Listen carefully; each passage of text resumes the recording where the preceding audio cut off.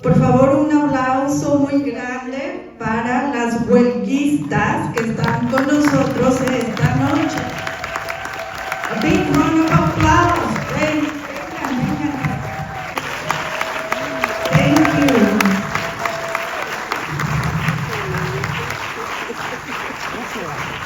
Thank you so much. Hi everyone, and it's an honor to be up here with these strikers.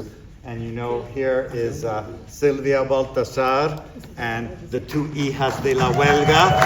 But she looks so good, sometimes I say, well, it looks like there's really three hijas de la huelga and they're three hermanos. And then we have Paula Hernandez from Shaw's Frozen Foods, who was a striker, and I don't remember your name. Margarita Benitez. And Margarita Benitez, they también las Shaw's. And then you probably recognize Enrique and Esperanza Torres, who got evicted from their house and had all this rough time. And Enrique, who no matter how difficult and sad and hopeless things seem, he brought a sense of humor to it that kept us all going. So somehow he could joke about the mice and the cockroaches and the kids falling through the hole in the floor. But his spirit was a big part of the whole strike, along with Esperanza. Then over here, we have a woman who you saw was very feisty and had multiple things to say in the film, Guillermina Ramirez, who was not only an active striker, she was part of PDU and was never afraid to raise her voice and speak truth to power. And then, of course, we have Blanca and Wendy Baltazar, the hijas de la huelga, who are just amazing people. And Wendy is doing this work as a bilingual immersion teacher and assistant principal at Alianza, our biggest bilingual immersion school in the country. And then Blanca is recently promoted to be Vice President of Student Services at Cabrillo College and the first Latina to ever be a VP at Cabrillo. So thank you all for coming. And we have a certificate of recognition, un certificado de reconocimiento, and we are going to give it to Esperanza Torres for being in the front lines all these years, and this is on behalf of the Watsonville Film Festival and the Real Works Film Festival. Thank you so much for your time. And this is a proclamation from the county of Monterey County from Supervisor Luis Alejo. It's a beautiful proclamation honoring the 40th anniversary of the cannery strikes. And this goes to Jon Silver for documenting the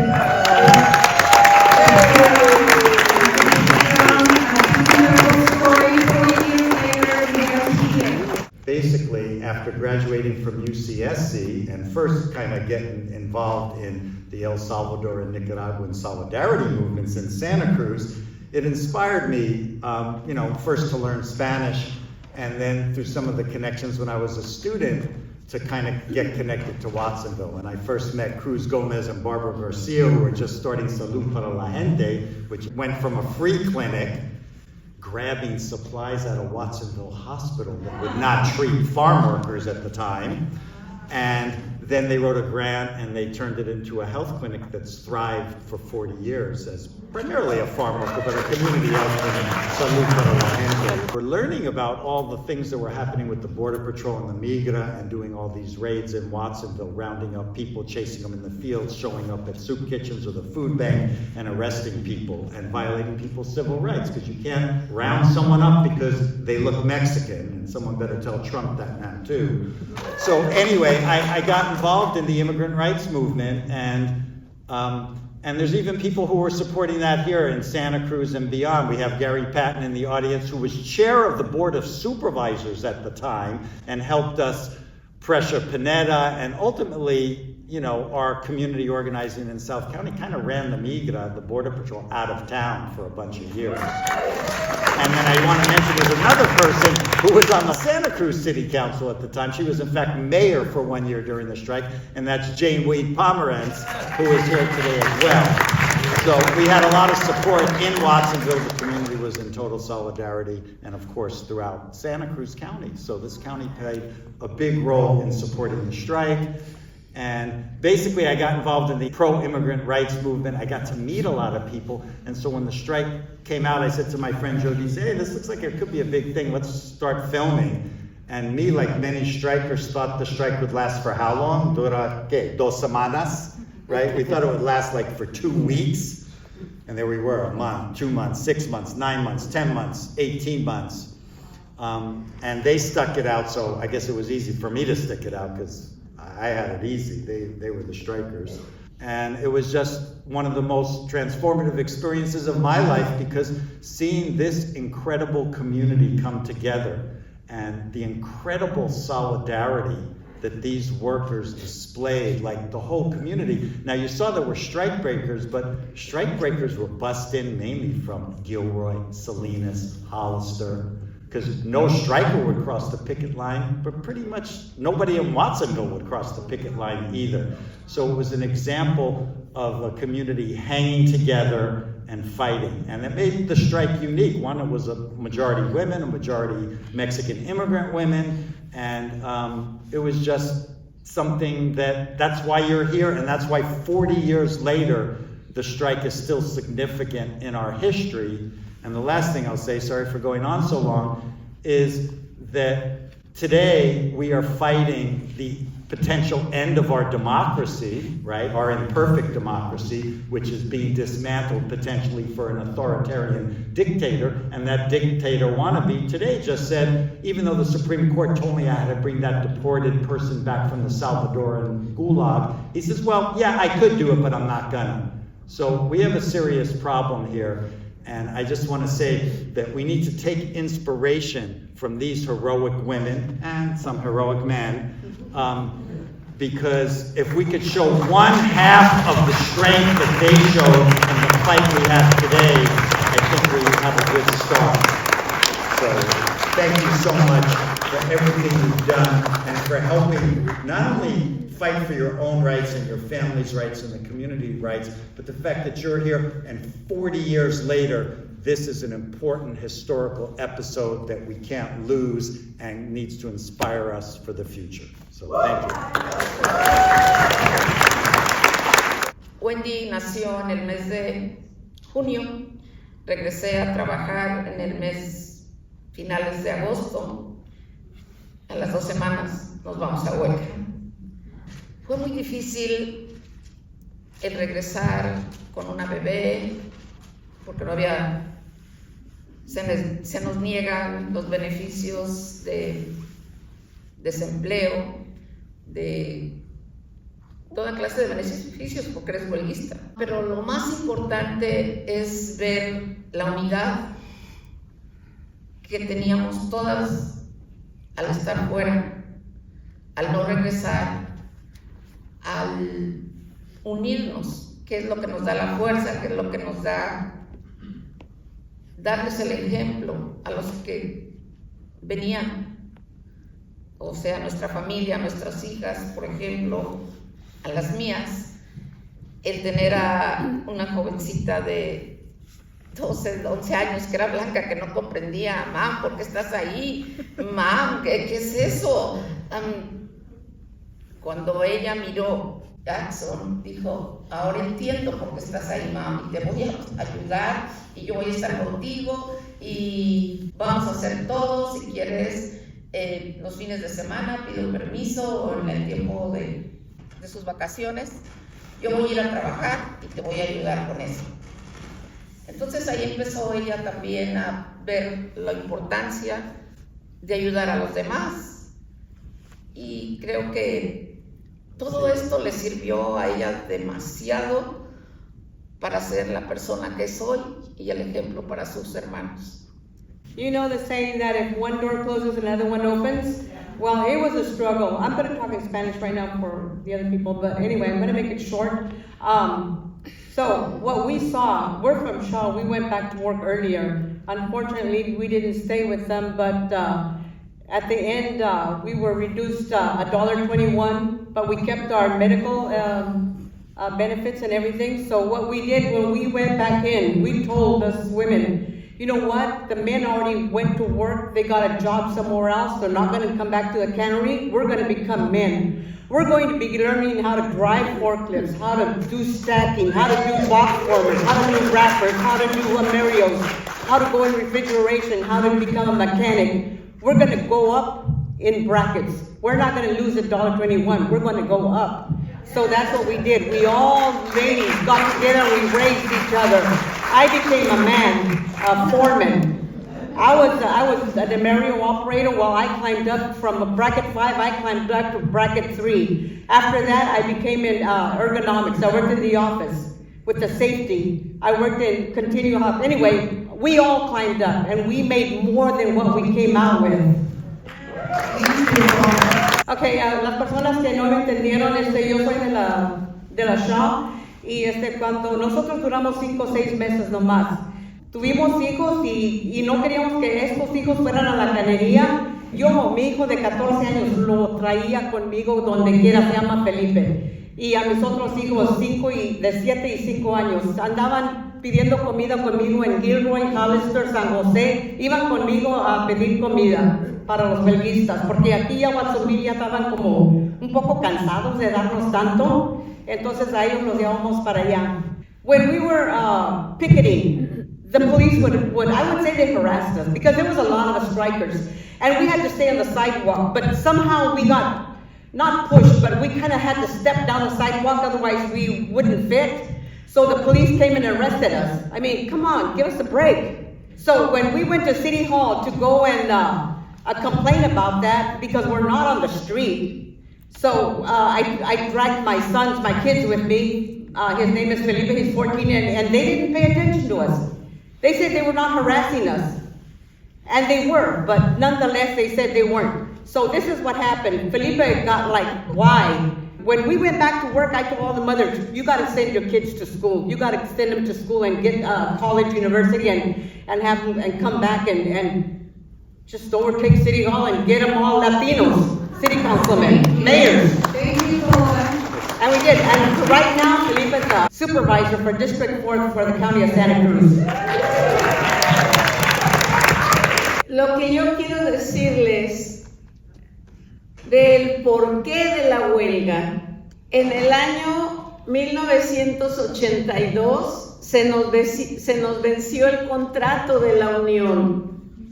Entonces, para conseguir el contrato, el patrón nos lloró, nos suplicó que no iba a haber aumento en estos próximos 3 años porque no tenía dinero para darnos el aumento. Y nosotros creímos en él y aceptamos un contrato por 3 años sin tener aumento de salario. Y lo que pasó, que nos dio una gran sorpresa, que con nuestro dinero llegó una maquinaria nueva, moderna, para cortar el brócoli, donde trabajábamos 80 mujeres cortando el brócoli. Con esa máquina nueva nada más dejaron 20 y a 60 las descansaron. Entonces nosotros ahí vimos nuestro error que cometimos y el patrón quiso hacer lo mismo en el año 85. Nos pidió otro contrato sin aumento de sueldo por otros 3 años. No sé de dónde empezaron los compañeros a sacar unos flyers dándonos información de que no íbamos a aceptar ese contrato a menos que nos dieran el salario ya que nosotros estábamos pidiendo.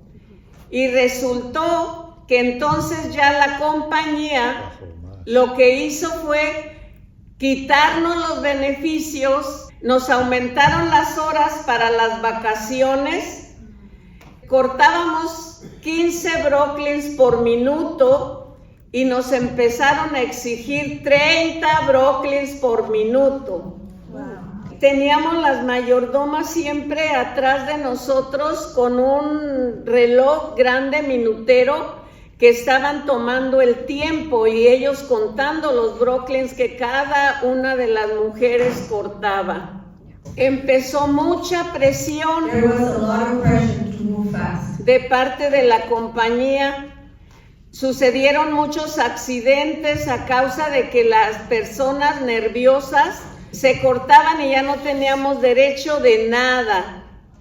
Entonces, por eso fue que ya todos los trabajadores nos pusimos de acuerdo que no íbamos a aceptar esas condiciones de trabajo ni ese contrato que nos estaban ofreciendo. Y fue cuando decidimos votar para salir a huelga. Buenas noches a todos, gracias por haber venido. Pues ella ya, mi compañera ya lo dijo todo. Para mí la huelga no se ganó, para mí se perdió. Y yo tenía tanto coraje porque tanto que estuvimos 18 meses batallando, no teníamos derecho al desempleo, a ningún beneficio. Muchas personas perdieron sus casas, sus dinero que tenían ahorrado. Muchos estudiantes salieron de la universidad. Era todo un desastre.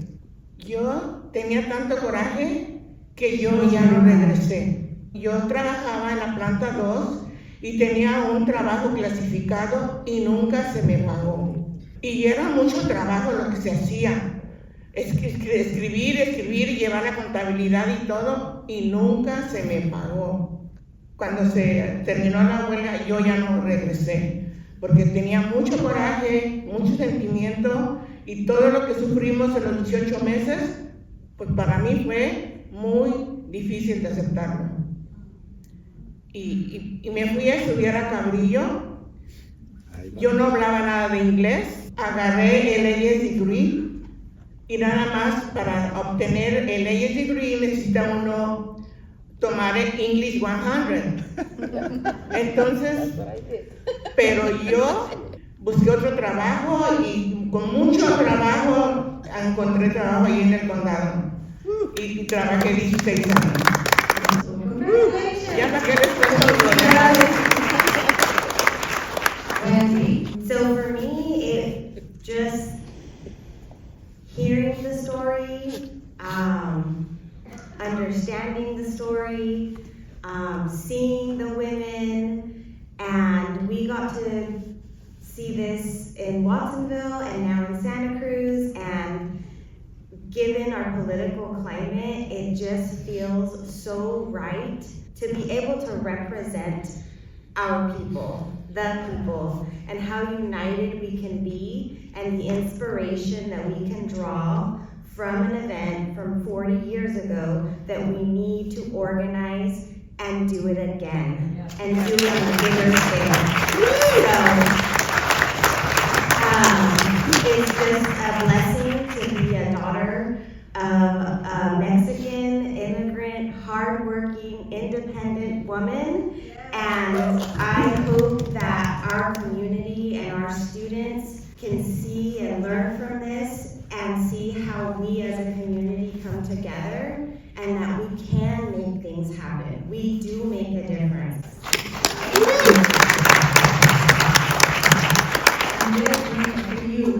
How do you feel tonight, and what do you want the audience to walk away with?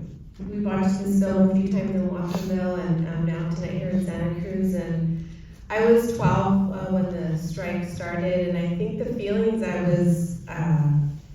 were coming up for me tonight was a lot of anger, a lot of pride, a lot of inspiration. I had just so many mixed feelings, and I say angry because I was listening to the women and how they were feeling how their bosses were treating them, how union leadership was treating them, and how they were, in some instances being pushed to accept the contract and the status quo. And this is exactly what is happening in our country right now.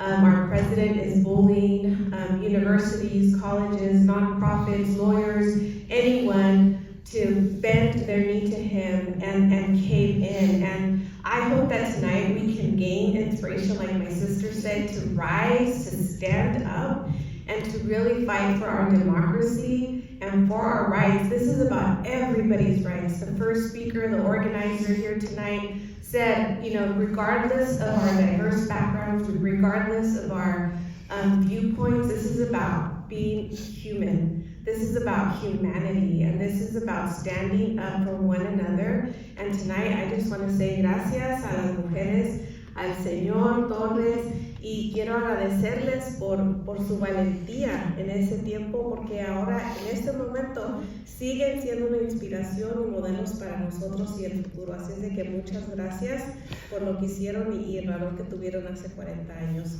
¡Y que viva la huelga!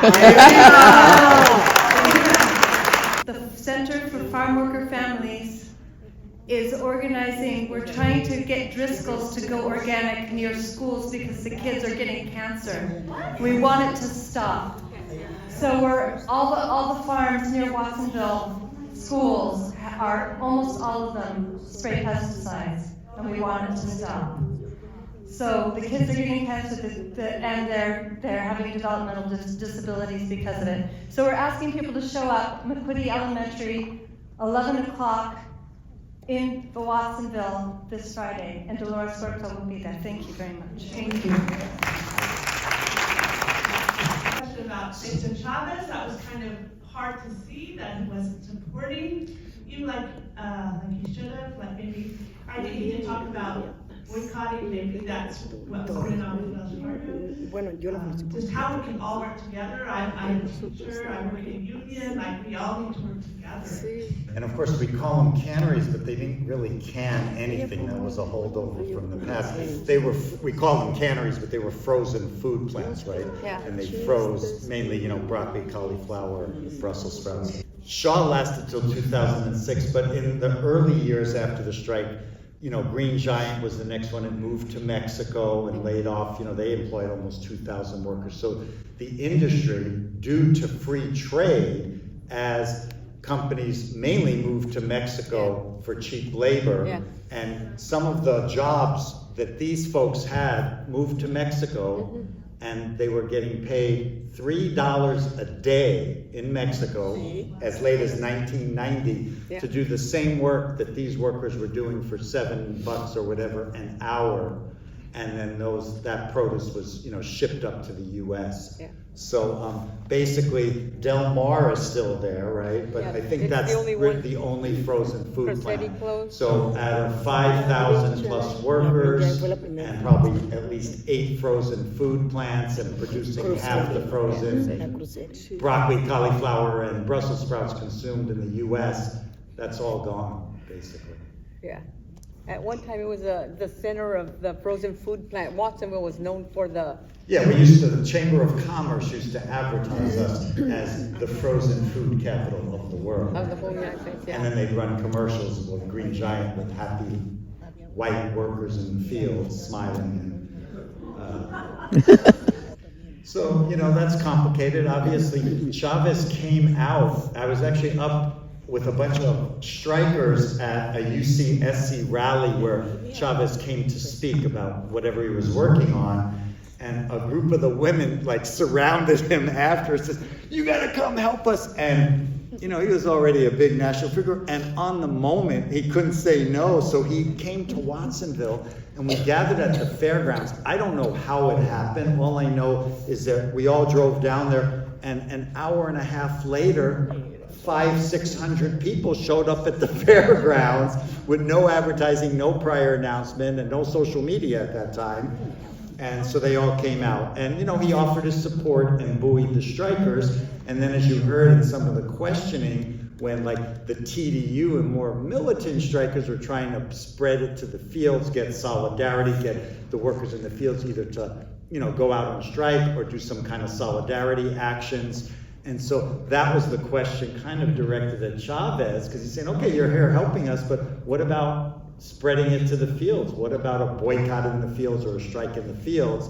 And you kind of saw his body language change, and he didn't really have an answer for that. And, you know, he probably felt a little set up. And then the other thing I want to point out is you heard Sergio Lopez, who the film was a little critical of, the union official, comes out and says, well, I take my hat off to Chavez, but the right protocol would have been for him to go through the international Teamster hierarchy before he come out and talk to the workers. So he kind of, that speaks for itself, I guess. Were you going to say something? Yeah, he did suggest to boycott Wells Fargo, but it didn't happen until months later, and then it became that Wells Fargo closed up on Consul, the Watsonville cannery. I wanted to say thank you so much for your courage, your grit, your solidarity with each other, the sense of community that you had and that you show us. And that's exactly what we need now, but that's not why it's so amazing. It's so amazing because you do it, and because it's such an expression of who you are. And what I was struck about in the film was how, you know, we hear the stories and we look at it from the rearview mirror and go, oh, well, they all knew what they were doing, and they all knew what was gonna happen or whatever, but you didn't know what was gonna happen from week to week or day to day sometimes, and how you navigate through the choices that had to be made is extraordinary and such an inspiration. And also that at the end, you know, it didn't have all the things you wanted. So there was that moment of celebration, and yet it sort of went back to, oh, well, we're not that happy with it. You know, it wasn't perfect. And that's sort of life, I think. You know, it's sort of how things like this in a struggle work. But I just wanted to really say thank you for letting Jon into your lives, and I'm sure that was extraordinary work, Jon. I'm thinking, how is he getting this footage? Who's doing this? You know. So the way that you let him in the front lines and just shared your story with them is really an amazing document and testament to who you are as a people.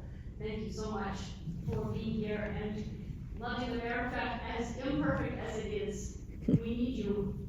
Thank you. Thank you so much. This commemoration of the 40th anniversary of the Watsonville strike continues. We started in March. There were 2 screenings at the Watsonville Film Festival, full houses, super exciting. Something very special that happened then is that many families came together. And I just want to take a moment to share that experience because we didn't know what to expect. And many young people, children said, I didn't really know what it was about. I always heard about the strike, and for the first time, I actually understand what happened and the role that these amazing women play, and I feel so proud of them. So this is bringing families together and acknowledging our own history as a community, and that is huge. And there will be more events coming up. Something very special is also that Shirley Flores Munoz, who's a retired Carrillo College professor, is working with UCSC to document this history and to teach it to local teachers so they teach it in the local schools. This is part of any studies, and Carrillo College is also getting ready to do some other activities. So can you share with us, Blanca? Sure. First, I'd like to share that one of our faculty, Michelle Warren, actually took a sabbatical, and one of her projects was to do a module for our Comida College students that will be able to learn about the Watsonville County strike and work with the University in San Francisco and also the John to get photography to put displays on. Cabrillo College has a Hispanic Serving Institution Week in September, which coincides with the actual anniversary, the 40th anniversary of the Watsonville strike. So we're hoping to put something on also at Cabrillo College to commemorate the 40th year anniversary. Thank you. Blanca and Wendy, I want to call out because it's not just them, because there are many people, like you're an example of probably hundreds of young people who were inspired by their parents, their neighbors, their community. And I mean, it just makes us all so proud to see what Sylvia's fight was, and then to hear how sharp and articulate her daughters are and how much they carry their mother's struggles with them. And the thing that probably moved me the most was when one woman said something like, you know, and she's almost crying, and I thought it was just the emotions from seeing the old film and all that, but she says, you know, my granddaughter was here, and she said to me, Grandma, you're like a hero. I didn't know you did all of that.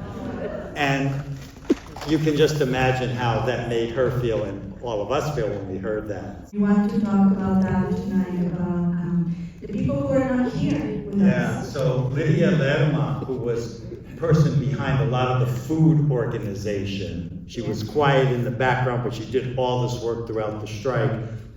And her son came, and she has passed away, and asked for a moment of silence. And it just made me think again of, you know, Frances, who was in there talking about after 27 years at the cannery, I'm really sad this may end. She has passed away. Gloria Bentoncourt, who was known as the star of the strike because she was in the media a lot, you know, representing the strikers, she has passed away. Reina Guzman, who sat there with Cruz talking about crossing the border when she first came here and has seen multiple times, she's passed away. And then I got sad news just this last week that my friend and striker Jose Lopez, who you saw a lot in there, he's the one where the police circled around the student demonstrators to pick him out for arrest. And he just passed away within the last week. So it's just, you know, that's sad, and life goes on, and it's also a memory of, you know, that this has been 40 years that have passed and a lot's changed. So I just want to give like a shout out to all the strikers who are no longer with us, but who contributed so much. And that makes it, you know, even more special for those of us that are still around and still trying to keep up the good fight. So thank you. Well, I just want to say one last thing, was just singling out Jeffrey and Consuelo. I mean, Jeffrey, if you know him, has been doing all this great political work for now decades here, and he's kept this film festival going on a shoestring and fighting the good fight. So thank you for all the work you've done in the film festival. Thanks for helping honor the strike. And then I would just want to say one thing about, thank you, Consuelo, for coming and helping moderate this. And I'm always impressed, like I sit there, I could translate a little bit, but people go on for like 5 minutes, and somehow Consuelo keeps it in her head and does this amazing summary of this. So, like, wow. But that's not her only talent. She's also built up the Watsonville Film Festival to become an integral institution and part of the Watsonville and county community. So next year when the festival comes up, those of you Santa Cruz, and check it out and come down to Watsonville, because we have to build more North-South County alliances. Margie, what do you want to say? I just want to thank you, John, because I remember talking to you even before this whole, you know, you got it to the Watsonville Film Festival, how excited you were to bring these people together to the community to remind us of the importance of this. So thank you.